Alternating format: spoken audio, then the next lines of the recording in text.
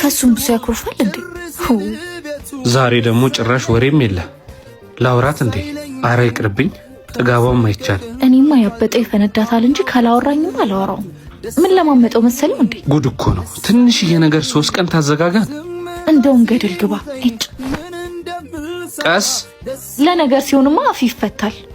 ውፍ በእናትሽ ጭቅጭቅሽን አትጀምሪ። ጭቅጭቅ? አረ ሰለቸው ካይደል?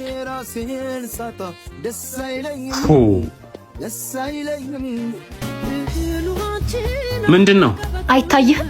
እየሄድኩ ነው። ያደርሳል መንገድ ይመልሳል መንገድ ይባላል። አንዳንዴ ግን ያደረሰ መንገድ ላይመልስ ይችላል። እያስፈራራኸኝ ነው? አይደለም፣ መራር የህይወት እውነትን እየነገርኩሽ ነው። ህይወቴን ያመረርከው እኮ አንተ ነህ። የሚጣፍጥ ነው የሚበላው፣ የመረረ ይተፋል። ለዛ ነዋ ወደ ጎዳና የተፋኸኝ።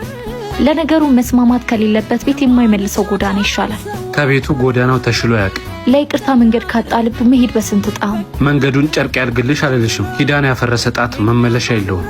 ቆይ ሄጄ መቅረቱን የምፈልገው ነው እንደሚመስል? ቆይ ቁጭ ብለን ካወራን መፍትሄ አናጣም። ለስንተኛ ጊዜ? እስከ መቼ ነው ቁጭ ብለን የምናወራው? እስክንግባባ፣ በመፍትሄ እስክንቋጨው። ድጋሚ ካልተግባባንስ? ሁሌም እስክንግባባ እንነጋገራለን። አንቺ ብትዘግኝ እንኳን እኔ አናግርሻለሁ። ላለፈው ይቅርታ። እኔም ይቅርታ።